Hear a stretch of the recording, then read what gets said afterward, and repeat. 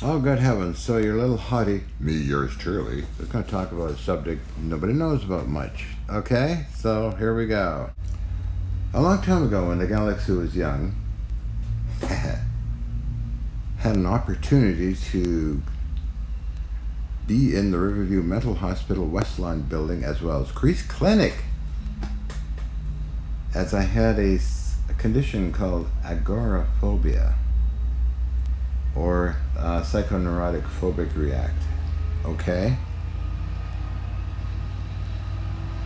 Later on, treatment was basically, after a lot of psychotherapy and a lot of different things such as insulin shock treatment I had, electroconvulsive shock treatment, was they called in an expert from the United Kingdom who basically suggested for me to do mental relaxation exercises while visualizing the problem, as well as diet.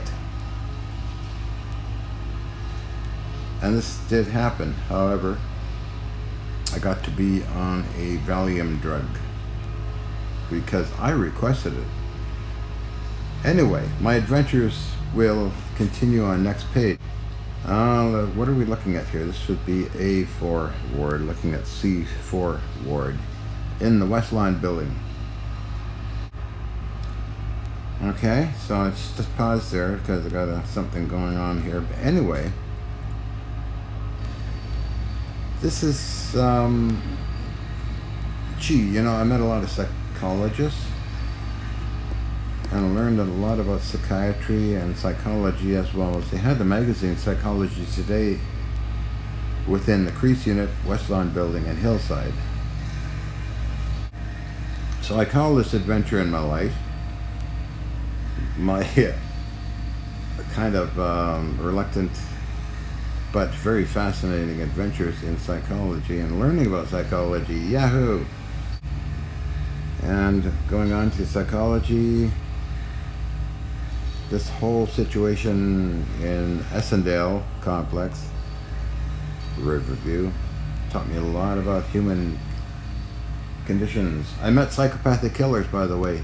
They were located in the area called Colony Farm R units. I was with a TV technician who worked for Riverview Hospital. I was his aide in helping him repair television sets and radio and other gear. And I got a chance to be in the Colony Farm R units and saw the psychopathic killers. We were under very heavy guard, by the way. So I got to see all kinds of characters. Schizophrenic people that had psychoses, brain damage people, very old veterans who were in shell shock, manic depressive psychosis, neurotic psychosis. Incredible time. I mean, good heavens. I got to learn what medications they were taking. Oddly enough, they were experimenting with niacin at the time. The main drug was chlorpromazine in those days for people. Triflufenazine, I believe, was another one. And they'd walk around like zombies, They just totally wiped out. The electroconvulsive shock was used. Let's see, what else? Oh, yeah, my mother was involved with it, too. She got LSD treatment at Hollywood Hospital.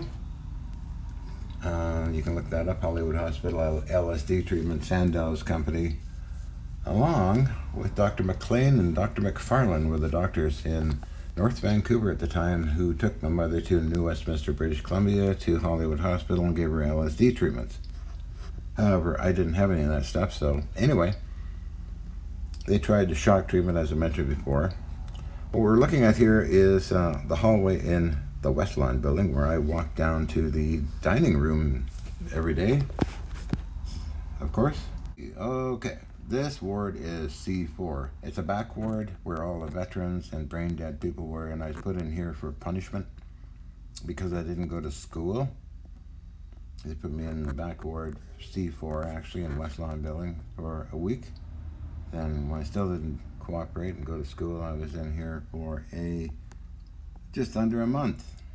along with a truck driver and a 16-year-old kid. And this is where I witnessed the murder.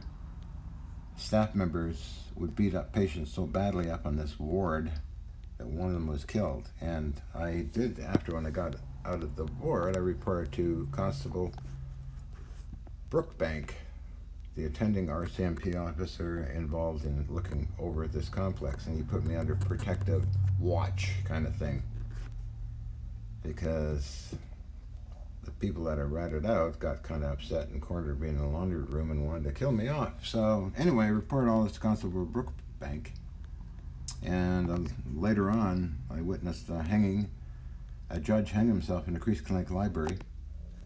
This is many months later. And I tried to break down the door, and the staff went upstairs and got the keys and opened the door, and I gave a statement to the RCMP, of course. Kind of a shocking experience seeing that. What was the judge's name? I forget, but anyway. Mentioning names, Dr. Alice Kramer, Dr. Slichter, Mr. McFarlane of Hillside Unit. Okay, let me go to another picture. Rather gloomy. Okay, Dr. Alice Kramer of the West Line Unit. There is also Center Lawn for out-of-town folks, as well as East Lawn for women.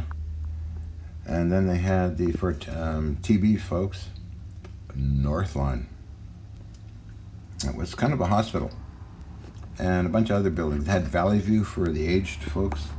Many buildings. I worked in Valley View as a janitor for a short time.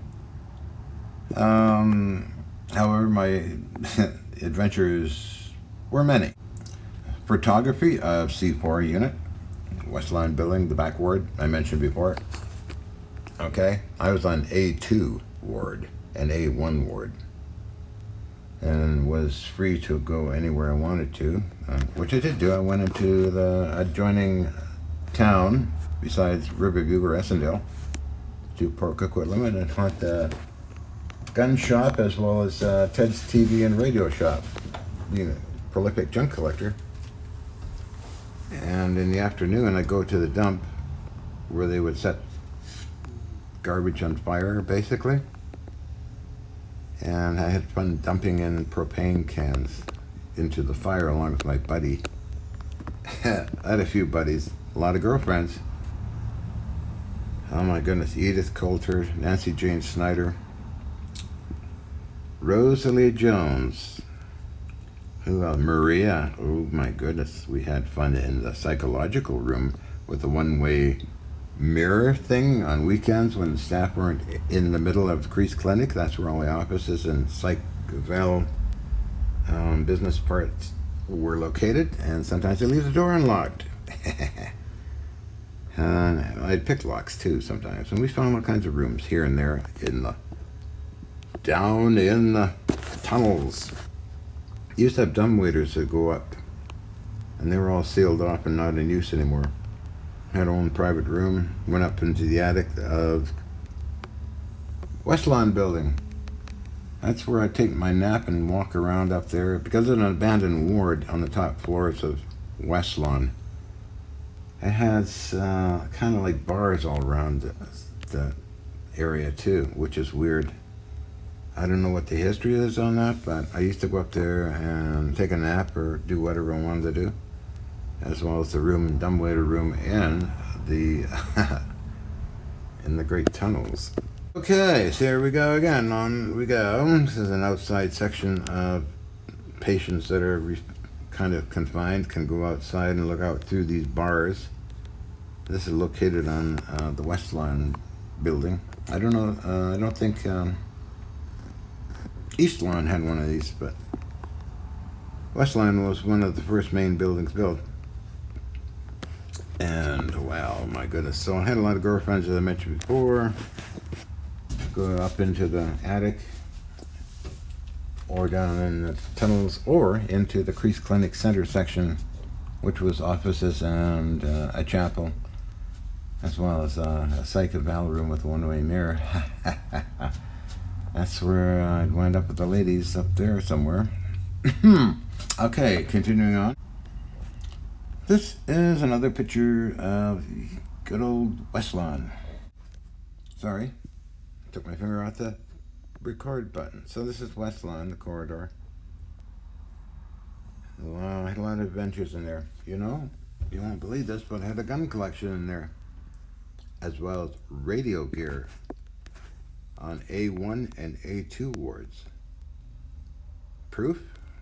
It sounds crazy, doesn't it? Proof, because I used to buy them in Port Coquitlam at the gun shop. You didn't need a license and all the bullshit that goes on nowadays with gun control. Anyway, a nice 303 shotgun, some pistols under my bed, locked in an old crate I found in the dump, and the radio gear was there as well. So Dr. Slichter, my doctor in Westlawn, Dr. Alice Kramer, let's see, Dr. Hutchison, another doctor I had who loved using LSD on patients. Anyway, Dr. Slichter decided that, well, we should keep the guns in the dispensary because the patients start to get nervous when I'm pulling them out and cleaning them and this kind of thing. This is true. And came up in a famous court case with me on gun control in Canada. Do ask my lawyer, R. Flynn Marr, who now is a photographer in Canada. Because I had a big court case and the idea of me in Riverview came up, and I said to R. Flynn Marr, well, you don't realize, but I had a gun collection in there too. I showed him all the receipts and all that, and wow. But anyway,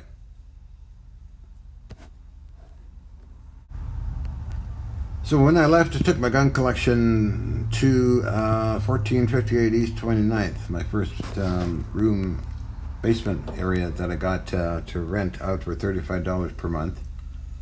And we're looking at a bathtub kind of full of water, in Westlawn building. Then, you know, I collected machine guns and pistols and rifles and all that. I still do. I got an FAC, special permits and all that, as well as in Germany I had special permits and all that too, as you can see in some of the pictures I took of them. And to this day I have quite a collection of stuff. So, anyway, back to old Westlawn and that. So girlfriends I had, yes. This is a daunting cage. I think it was used in the X-Files and some TV shows, because the X-Files, as well as Fringe and many other TV shows, they used Westlawn building, Crease Clinic a lot in a lot of films. And this is called the cage from A1 ward all the way up to A4 and into the attic. I have no idea what it's for, but it's all surrounding the whole entire staircase. Very intriguing. A lot of ironwork in this thing too, so. Oh, yes, I had a nurse, a student nurse wanted to take me out on a date. We were very close. I'm going to rattle off names because I'm sending this link to some historians anyway. Oh, yes, what was her name? Mrs. Popovich was a nurse in the Westlawn building. I forget a lot of the other names, but wow, Judge Cronin? Was it Judge Cronin who hung himself? I don't know. There was doctors, there's lawyers, even police, as patients in pajamas. That was the thing. If you're in pajamas, you stay on the ward. And I never was in PJs. I had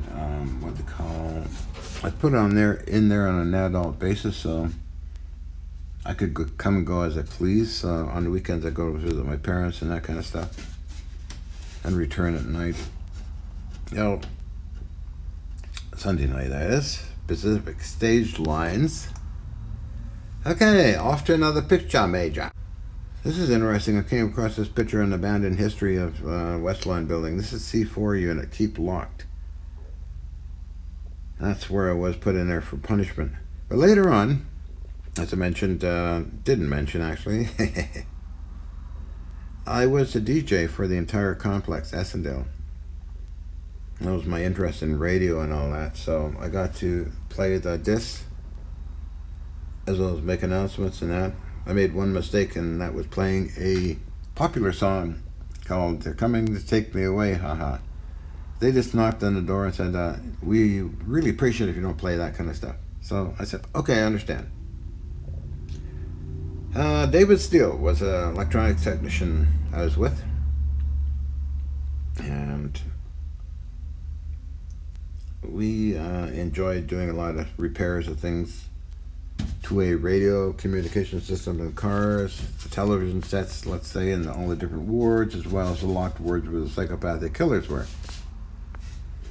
And on my boring times, sit down, I'd made a few free energy devices in there, by the way. But anyway, it's neither here nor there, I think.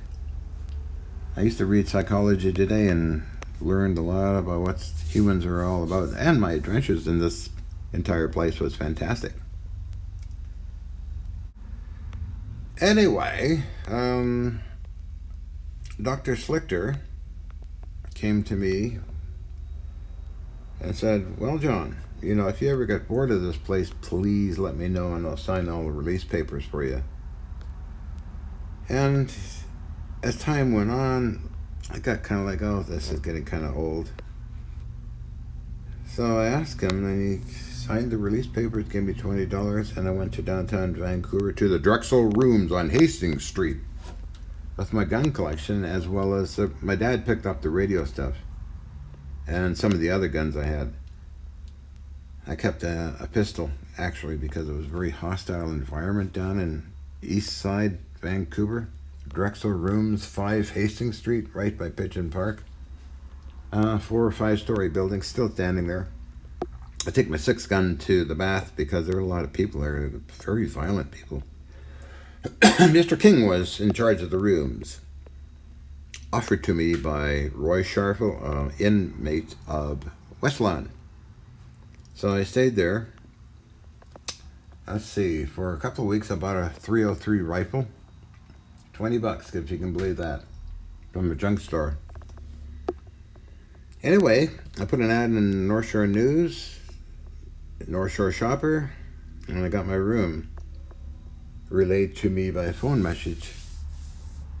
And then I just simply packed up everything from the Drexel Rooms, took a blacktop cab over to 1458 East 29th Street with a check from Social Services to give to the landlady, and they took me in and off to the races. That's stayed there a long time. The Murphys had it, Mr. and Mr. Murphy, Linda Murphy, who recently contacted me, Mark Murphy, and Mr. Murphy was head of CPR's computer project.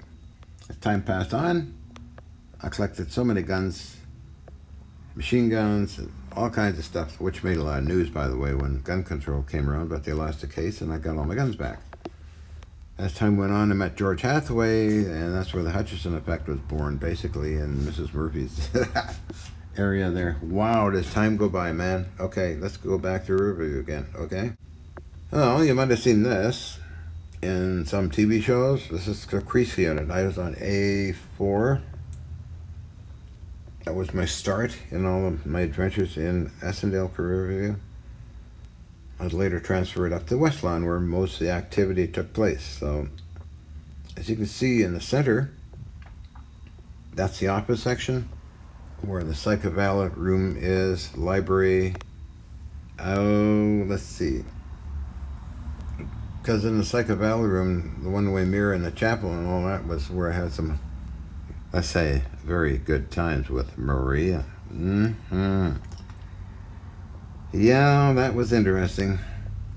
Again, that's on weekends when nobody was in the middle section of this building.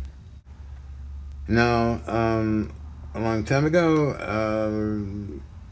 Westlawn Building got rid of their caged windows, steel windows, and replaced them with these clear windows, which was a modernization. At that time, of course, they were doing that. I piled all the mattresses on the A2 ward in a square and made myself a little room with all the mattresses and bed, because I had to move everything around to put the new windows in. Okay, this is center line, I believe, or is it east line? Oh, well. Another one of those red brick, funny looking buildings. Dated, who else? I dated a lot of people there. Oh, I met some gay people too and had a bit of, let's say, adventures. Oh, one thing they didn't like was when I fired a cannon off down the hallway. I had a lot of black powder and my cannon went off, boom, down the hallway in, not this building, but in the Crease building. Of course, they got upset over that and, well, said, well, next time your parents come, we give this back to them. But as I mentioned, I graduated from Crease up to West Lawn and had a gun collection and all that cool stuff. Oh yeah, this looks like a bed, well, similar to dormitories I lived in. But this multi-bed's like, oh, it's Crease Clinic, I think. Heavy, okay, the center columns, if they're heavy, it means you're down on the lower floors. They get skinnier as you go up higher in the buildings. They get quite skinny, like C4, skinny beams, thick beams as you go down below. Well, some of the signs, Center Line Building, East Line Building, Pennington Hall, that's when we'd all go on weekends to dance and have parties. That's where I met a few psychopathic killers, because some of the psychopaths were under guard would come up from Colony Farm and join in the Pennington Hall. Now, these guys were sort of always under observation. Ron Matilla was one of them, they tried to rehabilitate him at Hillside Unit, but he started to act funny and sent him back to Colony Farm. Yeah, I always remember him. Got the chills when meeting some of these people from Colony Farm. And the R units, elevator controlled, heavily guarded, heavily barred up system. But, you know, when I was talking to the psychopathic people, there were usually a couple of staff members standing close by anyway. They gave me the willies, kind of. They had no consciousness. Long story. Okay, so this would be Crease Clinic on the side from the hallway. I had something like this, a bed. Oh, we had parties here. We stole from the dispensary a bottle of chlorohydrate. And boy, did we get plastered with chlorohydrate. Wow! Oh my God, you did? Yeah, I got stone drunk Dixie cups, you know? Good old stuff, chlorohydrate. Man, that was... Billy Ball was a patient who also got drunk. And who was the other guy? One of my buddies. I forget his name now, but... we got roaring looped. They weren't too happy, but oh well. My God, I remember these little wooden chairs. West Lawn, I'm sure. It's all falling apart. Trees growing on the roof and all that's cool, fun stuff. Wow, man, like every day was a whole new adventure for me there. Oh, Rosalie Jones wanted me to marry her, and no, I said no. One time they had self-locking doors in Crease Clinic and the R unit. The R unit is where they do recreational therapy, okay? A girlfriend and I got locked in there by accident on a weekend. And nobody was around, and it's getting dark. It's getting to be dark. God, we'll miss our dinner. So I grabbed what was a punching bag or a set of barbells, took it and ran at the door that locked us in. The whole door fell over, went down and took the actual sides of the door frame, cracked off, exposing the bricks. But we calmly walked away and went to dinner and forgot about it, you know what I mean? Probably the staff were kind of, what the hell happened here? I'll continue on with my little yap. This is an overview aerial shot of Essondale Crease unit. And to your I'm looking on the screen. Your left is West Lawn. Moving to right, Center Lawn, East Lawn, North Lawn, Valley View, Hillside. Then going to your right, going down on an angle, is Crease Unit. Then coming out to Colony Farm, where all the psychopathic killers were. Not all of them were killers. Some of them were pretty deranged, though. But they made all the food, and it was all good food at Crease Clinic and West Lawn Building and Hillside. Entrance to the Chronic Building or West Lawn Building. Wow. Used to be a phone on payphone just close to the doors. And a guy by the name of Michael, British accent, would say, "Oh, I need a dime for the phone. I need a dime for the phone. What's the answer?" Wow. That was Michael. I want to tell Michael, I don't know. I want to phone my mother.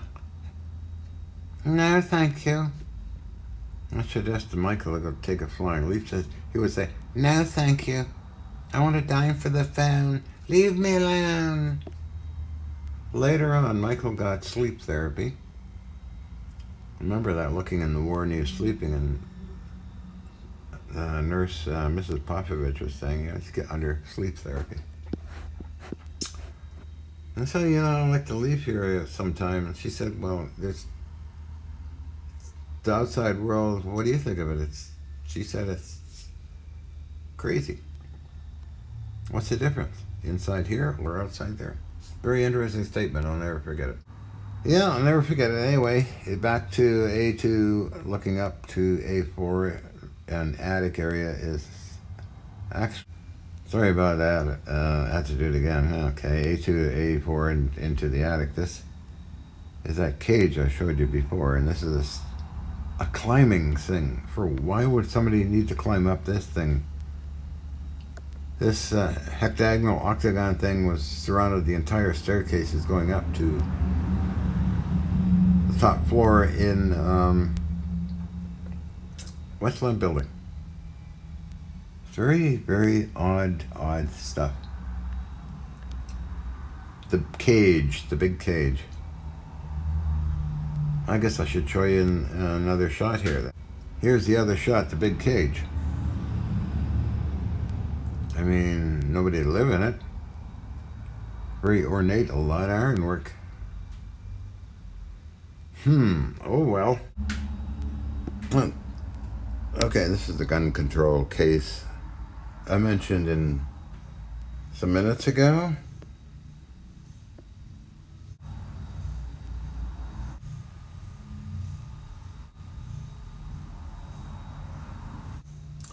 Anyway, jumping off tracks here from the gun control case to recent times, yours truly, me, having fun. A lot of people don't know how to have fun. I have fun, okay?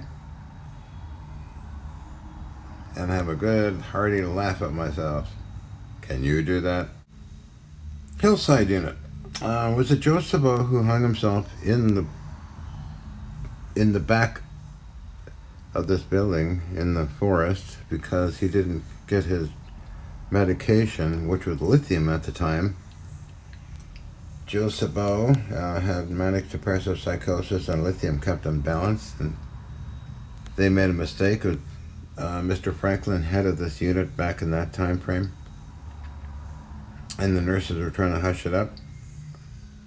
I think I reported it to Constable Brookbank as well, because I lived here too, and I put dry ice in the women's toilet, and it was a riot. It was fun doing that. They were yelling and screaming, "Oh, there's something wrong with the toilets!" Ah! It was lovely, fantastic. Other crazy things like putting buckets of water on the door. When some old guy went for going to the bathroom, he got splashed with water. He got really angry. Same time at this location, I started up a tractor and protesting something. forget the guy's name, but he was being punished for something. I was going to say, I'm going to run this tractor into the swimming pool, and they really got upset over that. I got a lot of talking to and sent back to Westline building, but anyway. Oh, this is, Laura? No, girlfriend. Operating my gun director. Okay, let's talk about girlfriends a little bit. Okay.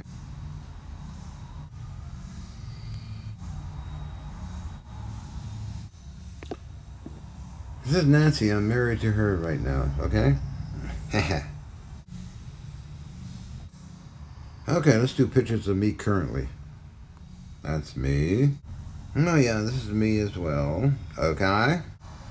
That is me as well. Oh, this picture was taken yesterday. Attending to the armory. And back to Riverview.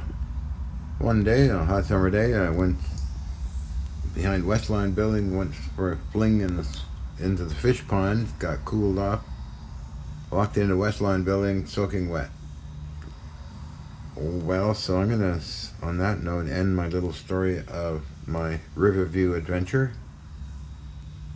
And I'm very happy to have gone through this adventure and learned a lot in human conditioning, psychology, the human race.